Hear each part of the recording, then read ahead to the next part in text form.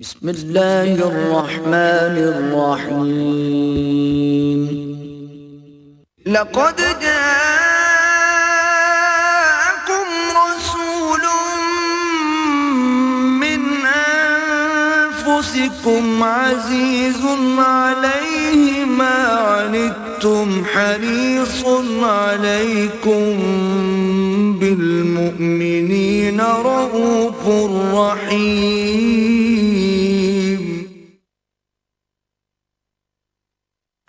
نحمده ونصلي على رسوله الكريم اما بعد فقد قال الله تبارك وتعالى كما ورد في سورة البقرة اعوذ بالله من الشيطان الرجيم بسم الله الرحمن الرحيم ولا تأكلوا أموالكم بينكم بالباطل وتدلوا بها إلى الحكام لتأكلوا فريقا من أموال الناس بالإثم وأنتم تعلمون صدق الله العظيم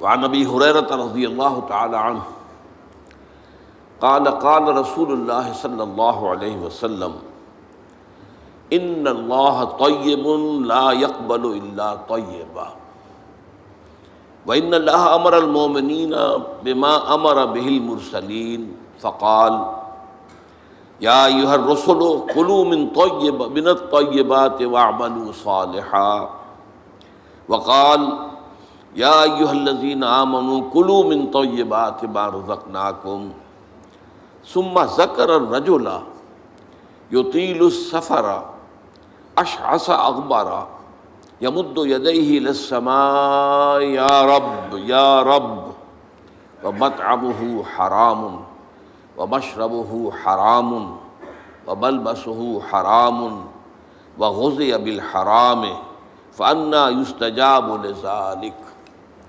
رواہ الامام مسلم رحمہ اللہ رب اشرح لي صدری ويسر لي امری واحلل عقدۃ من لسانی یفقہوا قولی اللهم ربنا الہمنا رشدنا واعذنا من شرور انفسنا اللهم ارنا الحق حقا وارزقنا اتباعه وارنا الباطل باطلا وارزقنا اجتنابه اللهم اجعلنا من عبادك المتقین اللهم اجعلنا من عبادك المخلصین آمین یا رب العالمین۔ آج 40 نووی کی حدیث نمبر 10 میں نے آپ کو سنائی ہے۔ تقویٰ کا معیار کیا ہے؟ اب یہ لفظ ہمارے ہاں عام استعمال ہوتا ہے، فلاں شخص بڑا متقی ہے، بڑا پرہیزگار ہے۔ تقویٰ کا کوئی نہ کوئی تصور ہر شخص اپنے ذہن میں رکھتا ہے۔ عام طور پر صورت یہ ہے کہ ایک تو تقویٰ کو عبادات سے متعلق مانا جاتا ہے، نماز کتنی پابندی سے پڑھتا ہے، کیسے خشوع و خضوع سے پڑھتا ہے، اور روزہ جو ہے وہ کس طرح اہتمام سے رکھتا ہے، اللہ کی راہ میں کتنا کچھ خرچ کرتا ہے زکوٰۃ کے علاوہ، حج کتنے کرتا ہے، عمرے کتنے کرتا ہے۔ اب یہ تمام چیزیں گویا کہ ہمارے ہاں تقویٰ کا ایک پیمانہ ہے۔ یا پھر کچھ ظواہر ہے، لباس ہے، وضاقتہ ہے، لباس جو ہے وہ شریعت کے اصولوں کے مطابق ہو، زیادہ سے زیادہ اتباع رسول کا اس سے اظہار ہو سکے، وضاقتہ اپنی جو ہے شکل و صورت میں زیادہ سے زیادہ رسول کی سنت اور اتباع کے مطابق ہو، وغیرہ وغیرہ۔ یہ ساری چیزیں تو وہ ہیں جو ہمارے ذہنوں میں موجود ہیں، لیکن یہاں سورہ بقرہ کے 23ویں رکوع کے آخر میں وہ آیت آئی ہے وَلَا تَأْكُلُوا أَمْوَالَكُمْ بَيْنَكُمْ بِالْبَاطِلِ، اور دیکھو تم ایک دوسرے کے مال آپس میں باطل طریقے سے مت کھاؤ۔ کیا مراد ہے؟ دنیا میں ظاہر بات ہے ہم زندگی گزارتے ہیں، لین دین تو ہوتا ہے نا۔ آپ گئے، آپ نے کچھ پیسے دیے، کوئی چیز خریدی، اب بیچنے والے نے اگر دھوکہ دیا ہے تو جو پیسے آپ نے اسے دیے وہ اس کے لیے حرام ہو گئے۔ اگر اس نے اپنی اس شے کا نقص چھپایا ہے تو اس نے اپنے اوپر اس آمدنی کو حرام کر لیا۔ جیسے کہ حدیث میں آتا ہے کہ ایک منڈی کے اندر گندم کا ڈھیر لگا ہوا ہے، اب کچھ گندم تھی کہ جو سیلی ہو گئی تھی، گیلی تھی، اسے تو اس دکاندار نے نیچے کر دیا، اوپر خشک گندم، تاکہ آ کے آدمی دیکھے تو خشک گندم نظر آئے۔ فرمایا گیا کہ اس نے دھوکہ دیا ہے اور اس کی وجہ سے اس کی ساری کمائی حرام ہو گئی۔ تو معاملات کا جو سلسلہ ہے اصل میں تقویٰ کا لٹمس ٹیسٹ وہ ہے، ورنہ داڑھیوں کا طول ہو، لمبی داڑھی کتنی لمبی ہے، پانچا کتنا اونچا ہے، نصف ساق تک پہنچا ہوا، آدھی پنڈلی تک پہنچ گیا، اونچا ہوتا ہوتا، یہ تقویٰ کے معیار نہیں ہے۔ اس سے تو لوگ تو دھوکہ کھا سکتے ہیں، لوگ جو ہیں فریب میں آ سکتے ہیں، لوگ غلط تصور قائم کر سکتے ہیں، اللہ تعالیٰ کے ہاں ظاہر بات ہے کہ اللہ کو ہم دھوکہ نہیں دے سکتے۔ تو تقویٰ کا اصل معیار ہے عقل حلال۔ اگر رزق حلال نہیں ہے تو کوئی تقویٰ نہیں، نمازوں کے ڈھیر ہوں، نوافل کے انبار ہوں، کوئی تقویٰ نہیں۔ اگر جو کچھ کھا رہے ہو وہ حلال نہیں، اصلاً حلال ہو اور حلال طریقے سے حاصل کیا گیا۔ اب ایک شخص تو سور کھا رہا، سور کا گوشت کھا رہا ہے، آپ سب کہیں گے چھی چھی چھی چھی چھی، حرام کھا رہا ہے، حرام کھا رہا ہے۔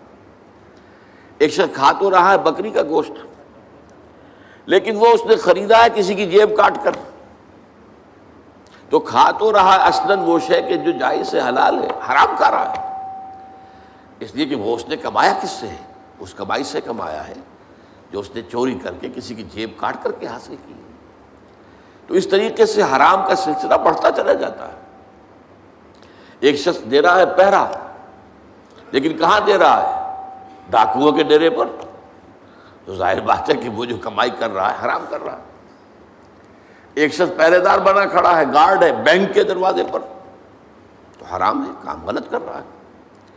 اس اعتبار سے ویسے اس مسئلے کو اگر آپ بڑھاتے چلے جائیں گے تو آخری بات جو میں کہا کرتا ہوں ذرا کان کھول کر سن لیجئے، ایک ایسے ماحول میں جس میں دین حق غالب نہ ہو بلکہ باطل کا نظام ہو، سانس لینا بھی حرام ہے،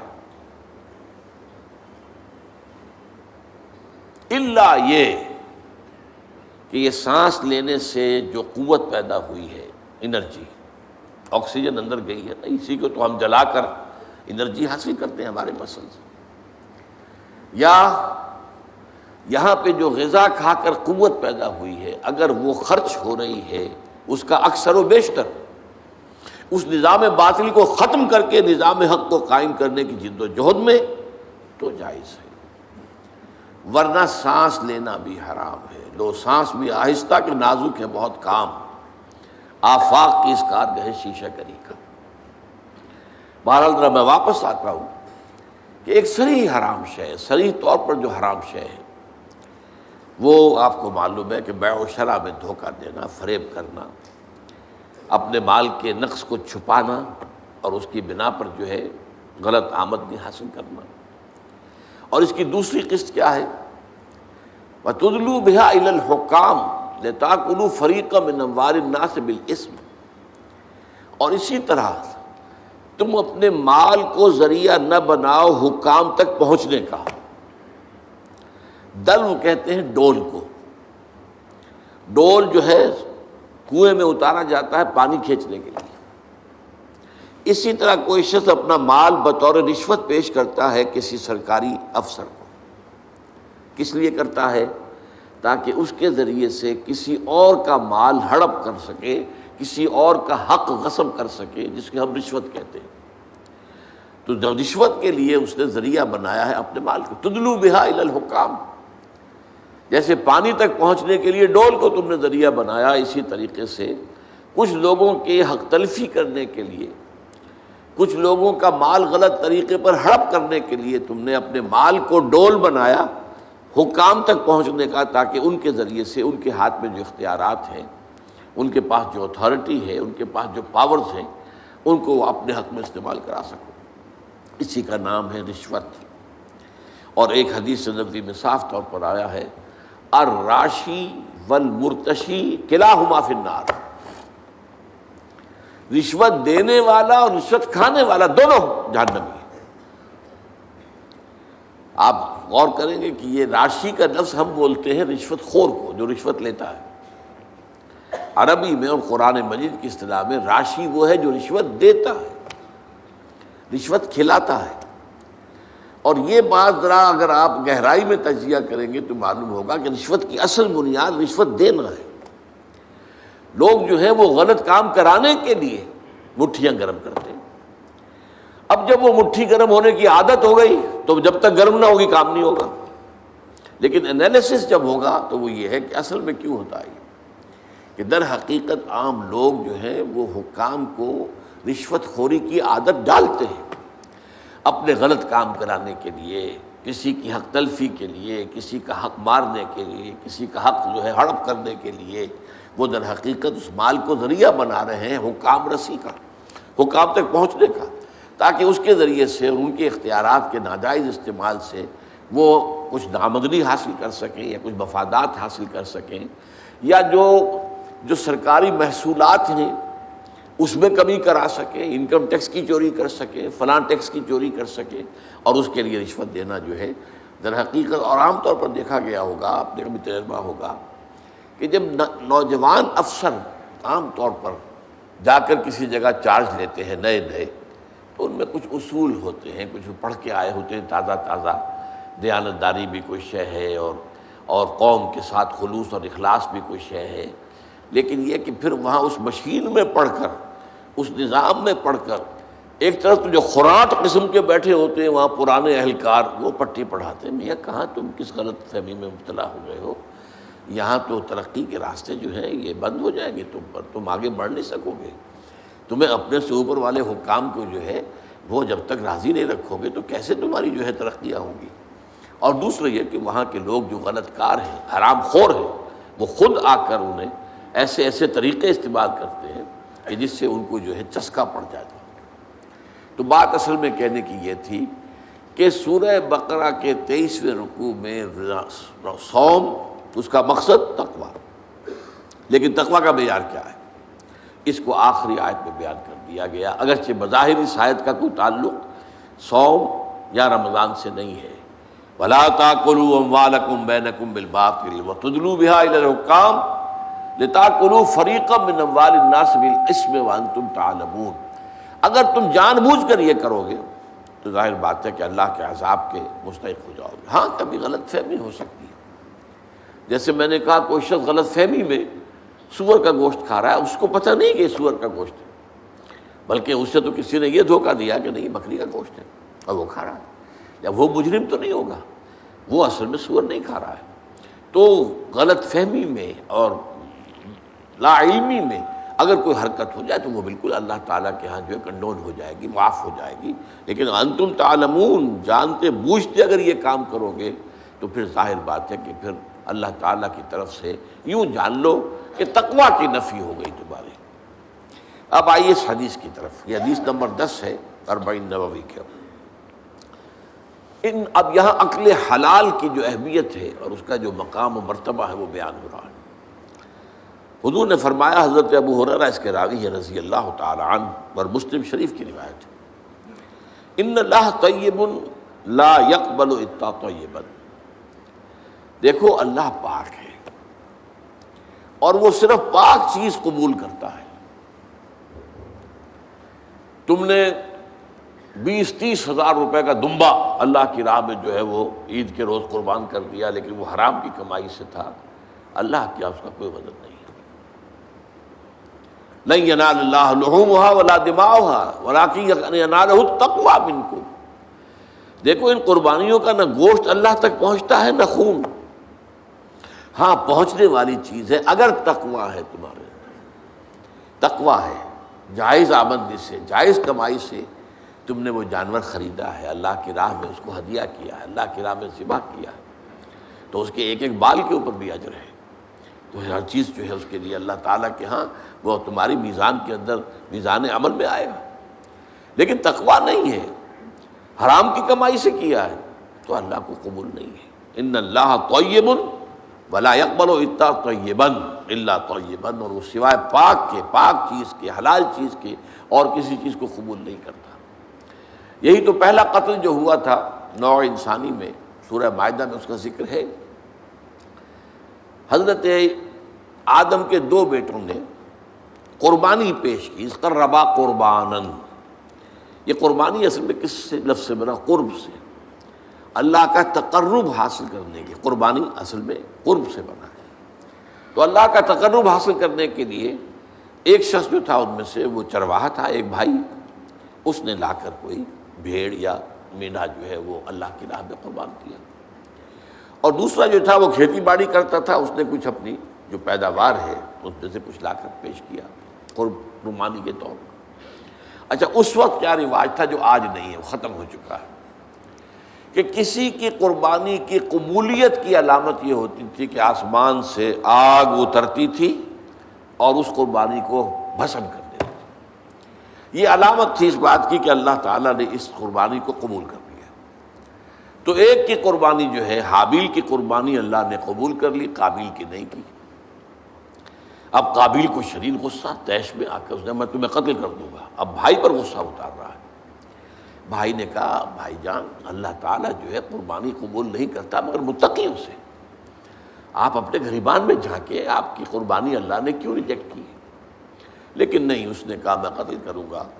تو یہ حابیل کا مشہور واقعہ، کیونکہ اگر آپ ہاتھ اٹھائیں گے مجھ پر مجھے قتل کرنے کے لیے، میں اپنا ہاتھ نہیں اٹھاؤں گا کہ آپ کو قتل کروں، بلکہ میں تو یہ چاہوں گا کہ آپ مجھے اگر بغیر کسی جواز کے، بلا جواز اگر مجھے قتل کریں گے تو گویا کہ اپنے گناہوں کا بوجھ تو آپ کو اٹھانا ہی ہے، میرے گناہوں کا بوجھ بھی آپ اٹھا لیں گے تو I stand to lose nothing, میرا تو کوئی نقصان نہیں ہے اس میں۔ بہرحال یہ پہلا قتل تھا کہ جو نوع انسانی میں ہوا ہے، اور اس میں بات کی تقویٰ۔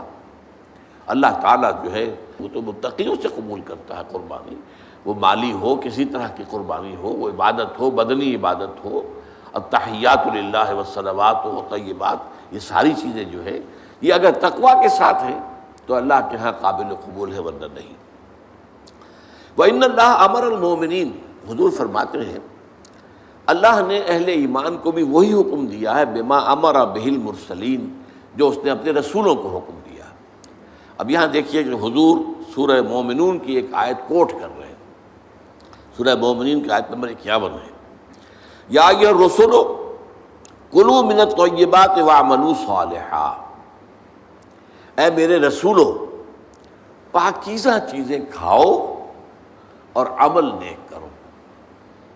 یہ عقل حلال کے ساتھ پھر اس کے بعد جو ہے وہ عمل نیک اللہ تعالیٰ کے ہاں وہ قابل قبول ہوگا۔ کلوا من الطیبات واعملوا صالحا۔ وقال، اور ایک دوسری آیت بھی آپ نے کوٹ کی، یہ سورہ بقرہ کی آیت نمبر 172 ہے، یا ایھا الذین آمنوا کلوا من طیبات ما رزقناکم، دیکھو کھاؤ ان پاک چیزوں میں سے جو ہم نے تمہیں دی۔ گویا کہ عقل حلال، رزق حلال، رزق طیب، حلال اور طیب، یہ ہے در حقیقت جس کا حکم دیا جا رہا ہے، رسولوں کو بھی دیا گیا اور اہل ایمان کو بھی دیا گیا۔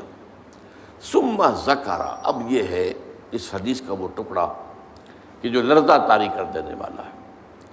پھر حضور نے ذکر فرمایا الرجل، ایک ایسے شخص کا، یطیل السفر، جو بڑا لمبا سفر کر کے آیا ہے۔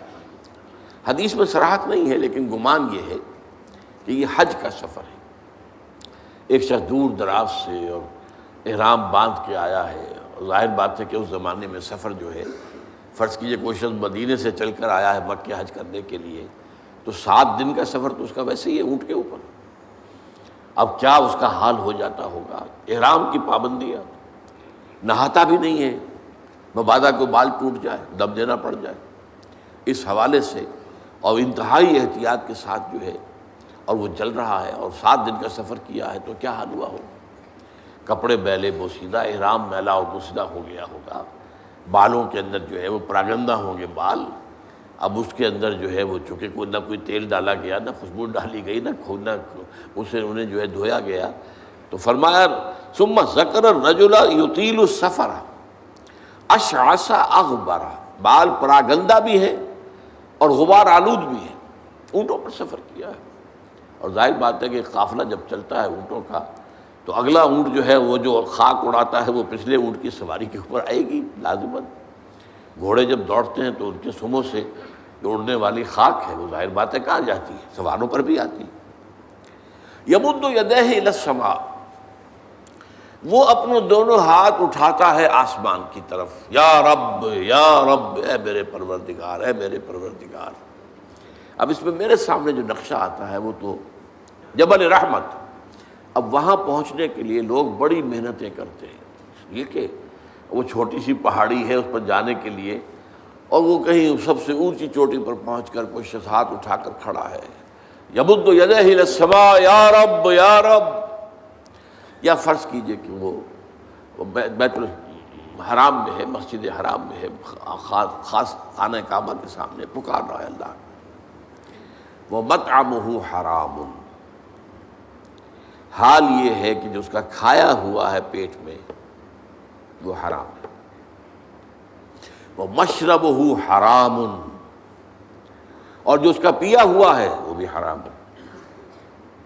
وَمَلْبَسُهُ حَرَامٌ، اور جو اس کا لباس ہے، احرام، بہت قیمتی تولیوں کا وہ جو احرام ہے وہ بھی حرام کی کمائی سے آیا ہے.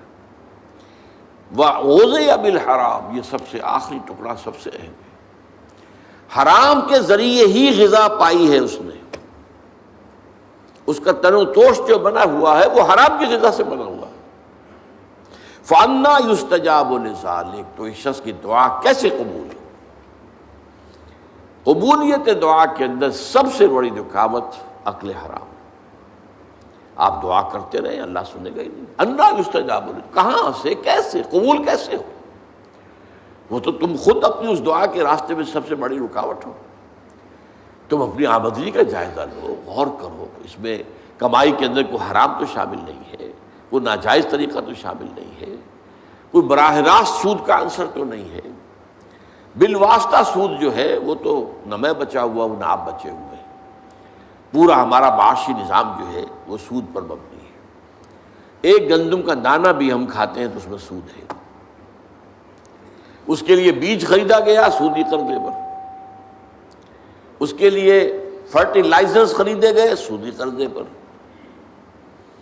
اس کے لیے پیسٹیسائڈز خریدے گئے سودی قرضے پر، ٹریکٹر خریدا گیا سودی قرضے پر. تو ایک ایک دانے میں سود ہے. وہ سود تو میرے اندر جا ہی رہا ہے، اس کے بغیر تو چارہ نہیں ہے.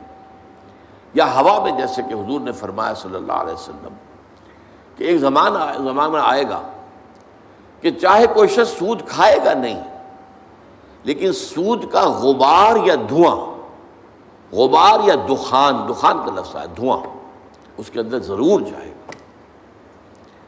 فرض کیجئے کہ فضا کے اندر ڈسٹ سسپینشن ہو گئی ہے، گردہ ہے.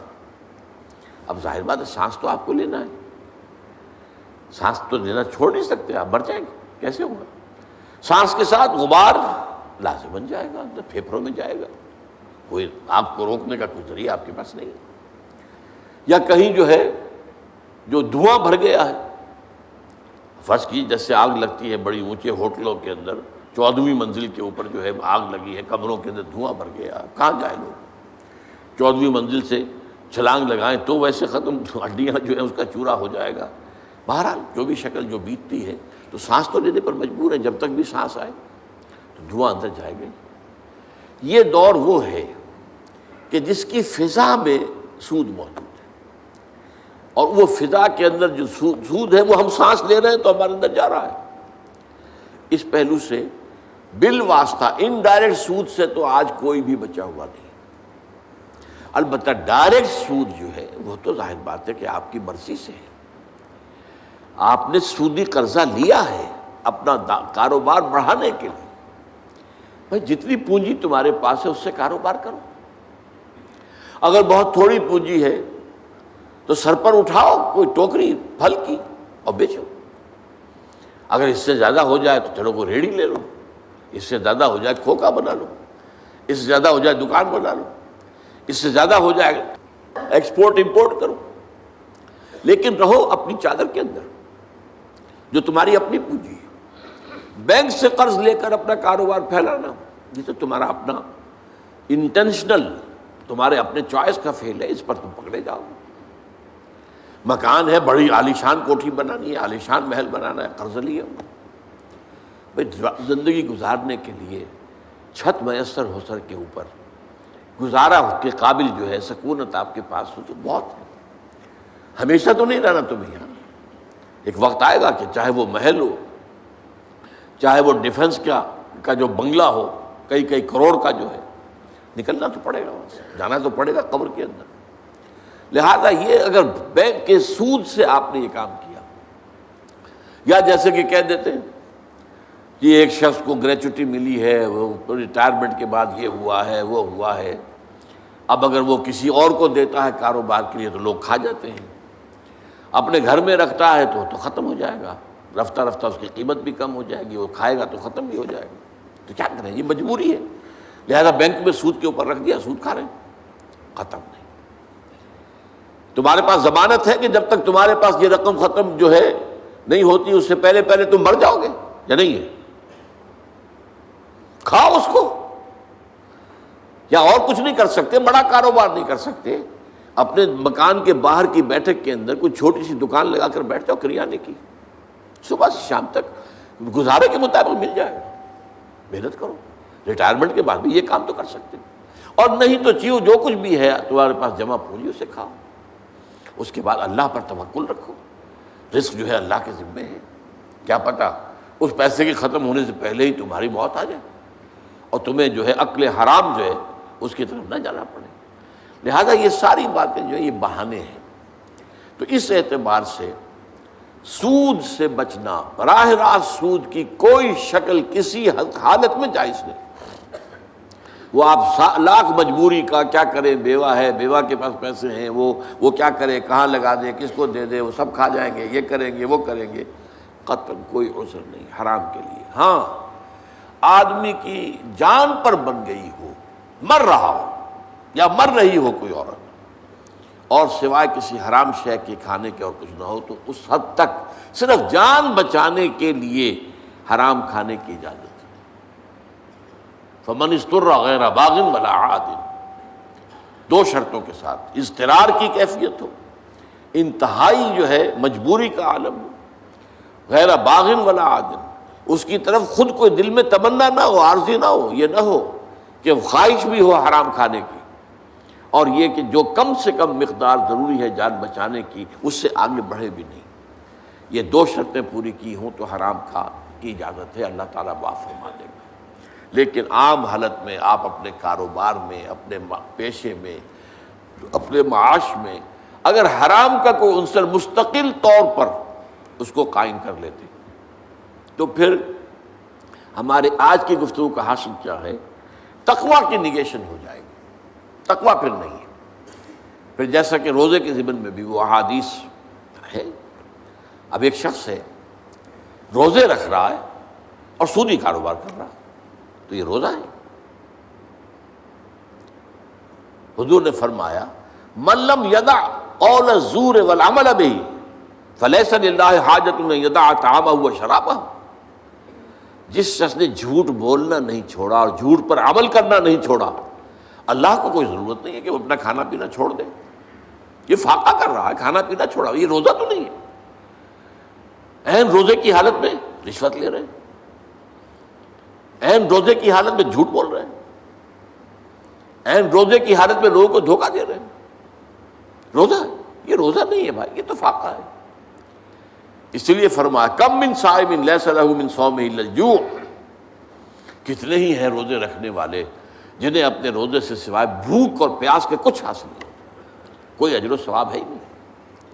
اس لیے کہ یہ تو روزے میں کھانا پینا حلال چیز کا بھی تمہارے اوپر حرام کر دیا گیا دن کے وقت، لیکن جھوٹ بولنا تو مستقلاً حرام ہے، رشوت لینا تو مستقلاً حرام ہے، سودی لین دین تو مستقلاً حرام ہے۔ وہ مستقل حرام جو ہے وہ عین روزے کی حالت میں بھی جاری ہے، تو ظاہر بات ہے کہ یہ روزہ نہیں ہے۔ تو جیسا کہ میں نے عرض کیا، روزے، صیام، قیام رمضان یہ بھی ہے، فلیس لہ من صیامہ الا الجوع ومن قیامہ الا السحر، یہ رات کو کھڑے رہنا بھی اس سے بھی سوائے انیندرا جسے آپ کہتے ہیں کہ نیند کی قربانی اس نے دی ہے اور اسے حاصل کچھ نہیں ہوگا، نیند اس نے اپنے کھوئی ہے، اسے حاصل کچھ نہیں ہوگا، نہ قیام لیل سے اور نہ صیام النہار سے۔ اس اعتبار سے تقویٰ جو ہے در حقیقت وہ ہے اصل، اور وہ ہے مالی معاملات میں تقویٰ، معاملات انسانی میں تقویٰ، بیع و شرع میں تقویٰ، کاروبار میں تقوی، آمدنی میں تقوی، جب تک کہ حلال نہیں ہوگا اس وقت تک ظاہر بات ہے کہ تقوی نہیں ہوگا۔ یہاں چونکہ تقوی کا مضمون آئی گیا ہے تو میں آپ کو ایک بہت پیارا واقعہ سنا دیتا ہوں کہ تقوی کی تعریف کیا ہے۔ اس پر حضرت عمر رضی اللہ تعالیٰ عنہ کی مجلس شورا میں کوئی بحث چھڑ گئی، تقوی کسے کہتے ہیں، ہاؤ ٹو ڈیفائن تقوی، تقوی کی ایک جامع و معنی تعریف کیا ہوگی۔ اب بہت سے صحابہ نے اپنے اپنی رائے دی، حضرت ابی بن کعب رضی اللہ تعالی عنہ وہ خاموش بیٹھے رہے، اور یہ وہ صحابی ہیں جن کے بارے میں حضور کی حدیث یہ ہے اقرأہم ابی بن کعب، میرے صحابہ میں قرآن کا سب سے بڑا عالم اور قاری جو ہے وہ ابی بن کعب ہے۔ تو حضرت عمر نے کہا بھائی آپ نے کچھ نہیں بتایا، آپ بتائیں تقوی کسے کہتے ہیں۔ اس پر انہوں نے کہا امیر المومنین، اگر کسی شخص کو کسی خاردار جنگل میں سے گزرنا پڑے، اوپر جھاڑیاں ہیں، کانٹوں دار ہیں، درخت ہیں، نیچے لمبی لمبی گھاس ہے، کوئی پگڈنڈی بھی بنی ہوئی نہیں ہے کہ جو راستہ نظر آ رہا ہو، کیا پتہ کہیں گھاس کے اندر کوئی سانپ کنڈلی مارے بیٹھا اور آپ کا پاؤں اس پر پڑ جائے، اور آپ کو معلوم ہے امیزن کا طاس اور کانگو کا طاس جو ہے، یہ جو دنیا میں جو سب سے زیادہ گھنے جنگل ہیں افریقہ میں اور ایک ساؤتھ امریکہ میں، ان میں تو سانپ اوپر سے بھی لٹکے ہوئے ہوتے، درختوں سے شاخوں سے لٹکے ہوئے بھی۔ اب کسی کو گزرنا ہو تو کس طرح پھونک پھونک کر قدم رکھے، دیکھ دیکھ کر، چوکن نہ ہو کر، اچھی طرح احتیاط سے۔ یہ در حقیقت تقویٰ ہے، بچنا، کہیں میرے کپڑے کسی کانٹوں میں الجھ نہ جائیں، کہیں میرا پاؤں کسی موذی جانور کے اوپر نہ آ جائے، کہیں میرا پاؤں کسی موذی جانور کے بل یا بھٹ میں نہ پڑ جائے۔ اب اس طریقے سے پھونک پھونک کر، جس کو ہم کہتے ہیں محاورے میں پھونک پھونک کر قدم رکھنا، اور پوری طرح چوکس اور چوکنے ہو کر راستہ طے کرنا، یہ تقویٰ ہے۔ اس پہلو سے در حقیقت یہ زندگی جو ہے یہ بھی ایک سفر ہے، جس کے لیے حدیث ہے حضور کی، کن فی الدنیا کانک غریب و عابر سبیل، دنیا میں ایسے رہو جیسے کہ تم اجنبی ہو۔ یہ بہت قابل غور ہے معاملہ۔ اصل میں ہم دیکھتے ہیں عام لوگوں کی دلچسپیاں کیا ہیں، عام لوگ کدھر بھاگ رہے ہیں، کدھر دوڑ رہے ہیں، سب کو دنیا کی پڑی ہوئی ہے، بہتر سے بہتر مکان، عالیشان سے عالیشان محل، نئی سے نئی کار، اعلیٰ سے اعلیٰ کار۔ اس میں ایک آدمی جو ہے جو حق پر چلنے والا ہو اور جس نے اپنے آپ کو دین کے لیے وقف کر دیا، وہ اپنے آپ کو اجنبی پائے گا۔ میری سوچ اور ہے، ان کی اور، انہیں دنیا کسی اور چیز کی ہے، مجھے فکر کوئی اور دامنگیر ہے، تو اجنبی، وہ اپنے آپ کو اس ماحول میں اجنبی پائے گا۔ کن فی الدنیا کانک غریب او عابر سبیل، یہ ایسے رہو جیسے کہ راستہ گزرنے والا ہوتا ہے، اسے راستے سے کوئی پیار نہیں ہوتا، اصل میں تو منزل ہے جہاں پہنچنا ہے، اسے راستہ اس منزل تک پہنچانے کا ذریعہ ہے۔ یہی وجہ ہے کہ حضور نے فرمایا صلی اللہ علیہ وسلم، مالی ولی دنیا، مجھے تمہاری دنیا سے کیا سروکار، انما مثلی کا راکب استظل تحت شجرۃ ثم راح فترکھا، میری مثال تو اس مسافر کی سی ہے، سوار جو تھوڑی دیر کے لیے رکتا ہے کسی درخت کے سائے میں سستانے کے لیے، تھوڑا سا آرام کرنے کے لیے، پھر وہ چھوڑتا ہے، اس کو اپنا راستہ لیتا ہے۔ یہ اس کا ٹھکانہ تو نہیں ہے، یہ اس کی منزل تو نہیں ہے، یہ اس کا گھر تو نہیں ہے، یہاں اسے رہنا تو نہیں ہے۔ تو ٹھیک ہے، دنیا کا درخت کا ایک سایہ تم پر بھی چھت کا ایک سایہ ہو جائے، بہت غنیمت ہے، غنیمت سمجھو کہ سایہ ہے، لیکن یہ ہے کہ عالیشان محلوں کی آرزویں دماغ سے نکال دو، دنیا کی چیزوں کی طلب جو ہے وہ دل سے نکال دو، باہر کر دو، جس کو کہتے ہیں کہ یہ جیسے ہے جیسے کہ سمندر میں کشتی جا رہی ہے، سمندر کشتی چل رہی ہے پانی پر، لیکن اگر یہ پانی آ گیا کشتی میں تو ڈوب جائے گی۔ لہذا دنیا میں رہو یہ سمندر ہے جس میں تمہاری کشتی چلنی ہے، لیکن اس پانی کو دل میں مت آنے دو، اس کی محبت، اس کی آرزو، اس کی تمنا یہ دل میں کہا ہے۔ کن فی الدنیا کانک غریب عابر سبیل۔ اور اسی حوالے سے ایک اور حدیث حضور نے فرمایا، یہ ہماری پوری تاریخ کا ایک جو سمجھیے خلاصہ ہے، بدا الاسلام غریبا فسیعود کما بدا فطوبی للغرباء۔ اسلام کا جب آغاز ہوا ہے تو وہ غریب تھا، اجنبی تھا، کوئی اس کا پہچاننے والا تھا ہی نہیں۔ آپ سوچئے مکہ مکرمہ کے ابتدائی دنوں میں حضور کیا محسوس کرتے ہوں گے؟ کوئی ہے میرا جاننے والا، میرا پہچاننے والا؟ کوئی ہے؟ ظاہر بات ہے کہ بالکل اجنبی، اکیلے، تنہا، معدود چند ساتھی آئے ہیں۔ تو اسلام غریب تھا، بدا الاسلام غریبا۔ اس کے بعد ایک وقت آیا کہ اسلام کو اللہ نے طاقت دی، اذا جاء نصر اللہ والفتح ورأیت الناس يدخلون فی دین اللہ افواجا۔ جب اللہ تعالیٰ کی نصرت آ گئی اور فتح آ گئی، اور آپ نے دیکھا یا آپ دیکھیں، دو ترجمے ہو سکتے ہیں کہ لوگ جو ہیں جوق در جوق، فوج در فوج اللہ کے دین میں داخل ہو رہے ہیں، وہ وقت بھی آ گیا۔ تو اب اسلام غریب نہیں رہا، اب تو سب اسلام کے دوست بن گئے، اسلام کے چاہنے والے ہو گئے۔ اسلام جو ہے وہ طاقتور کے تو سبھی ساتھی ہیں، سبھی دوست ہیں، لیکن بس یعود کما بدا، ان قریب اسلام پھر اجنبی ہو جائے گا جیسا کہ وہ پہلے اجنبی تھا۔ یہاں سین آیا ہے، سیعود، سوفا نہیں۔ عربی میں جب سین آتا ہے فعل مضارع پر، آپ کو معلوم ہے فعل مضارع عربی میں مستقبل اور حال اور مستقبل دونوں کو کور کرتا ہے۔ اگر مستقبل کے لیے خاص کرنا ہو تو سین یا سوفا لگائیں گے۔ سَيَقُولُ السُّفَهَاءُ مِنَ النَّاسِ مَا وَلَّاهُمْ عَنْ قِبْلَتِهِمُ الَّتِي كَانُوا عَلَيْهَا۔ ان قریب کہیں گے لوگوں میں سے یہ نادان لوگ کہ کس چیز نے انہیں پھیر دیا اس قبلے سے جس پر یہ تھے جب تحویل قبلہ کا حکم آیا۔ تو سین آتا ہے ان قریب کے لیے، سَيَعُودُ كَمَا بَدَا، ان قریب اسلام پھر غریب ہو جائے گا جیسا کہ پہلے غریب تھا۔ اب جو بات سمجھنے کی ہے، مسلمان غریب نہیں رہے، امیر سے امیر تر ہوتے چلے گئے، لیکن اسلام خلافت راشدہ کے خاتمے کے ساتھ ہی غریب سے غریب تر ہوتا چلا گیا۔ It's a very big contrast.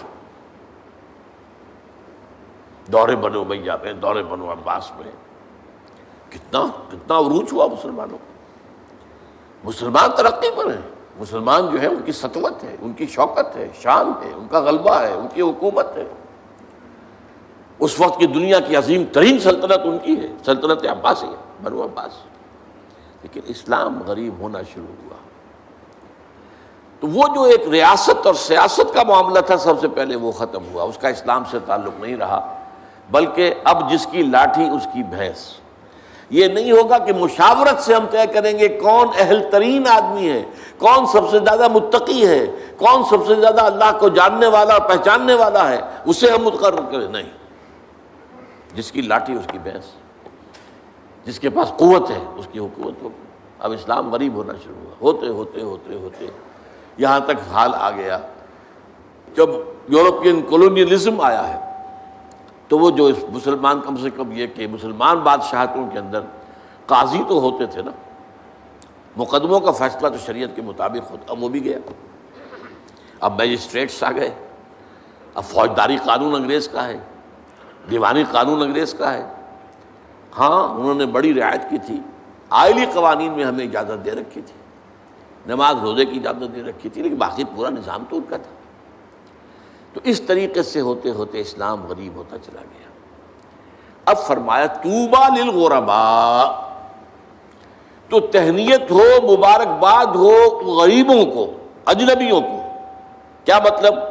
جب اسلام اپنے اجنبیت کے دور میں چلا جائے تب دو راستے ہوں گے، یا تو آپ اسلام کا دامن چھوڑیں اور جو اونچائی کی طرف راستہ جا رہا اسی پر آپ بھی چل پڑے، چلو تم ادھر کو ہوا ہو جدھر کی، معاشرے میں عزت جس چیز سے ملتی ہے وہی حاصل کرو، معاشرے میں مقام جس چیز سے بنتا ہے اسی کے لیے کوشش کرو۔